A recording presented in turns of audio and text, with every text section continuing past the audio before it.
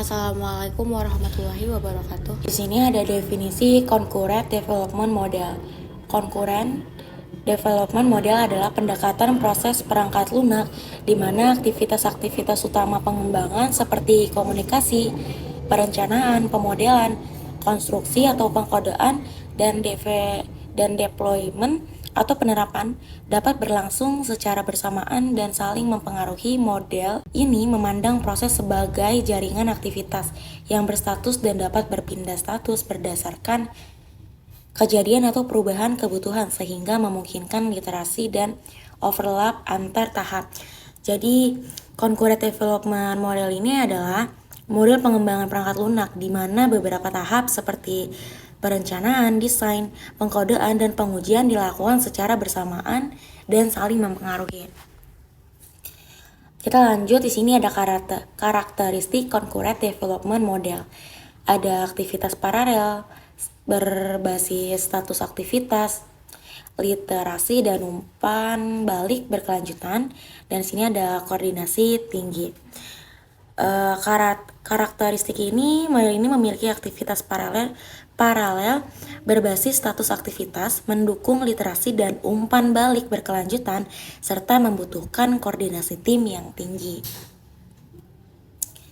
Lanjut di sini ke tahapan concurrent development model.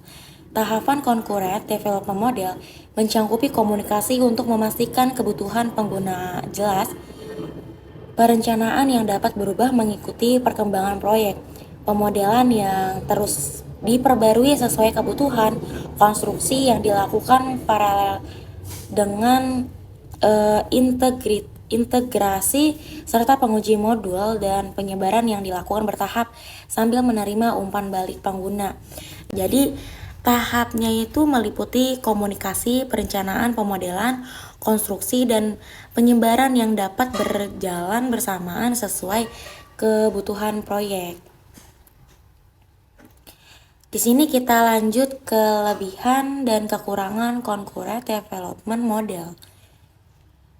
Kelebihannya itu model memiliki beberapa keunggulan, yaitu mampu mempercepat waktu pengembangan karena aktivitas seperti desain, coding, dan testing dapat dilakukan secara paralel, fleksibel terhadap perubahan kebutuhan karena setiap aktivitas dapat berpindah status tanpa harus mengulang seluruh tahap, mendukung iterasi serta umpan balik cepat sehingga kesalahan dapat diperbaiki sejak awal dan meningkat kolaborasi tim karena berbagai peran dapat bekerja sama secara terstruktur gitu. Jadi kelebihannya ini mempercepat pengembangan fleksibel terhadap perubahan dan memungkinkan perbaikan sejak dini.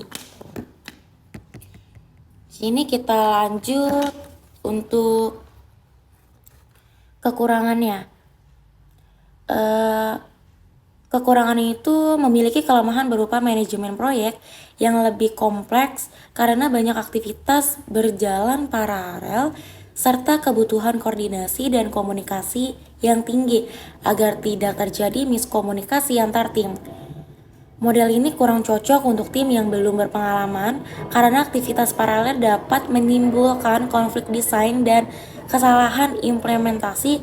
CDM juga memiliki risiko integrasi dan inkonsistensi sistem yang lebih besar sehingga memerlukan penguji dan kontrol kualitas yang lebih intens. Jadi kekurangannya ini, manajemen proyek itu lebih kompleks, membutuhkan koordinasi tinggi dan kurang cocok untuk tim yang belum berpengalaman.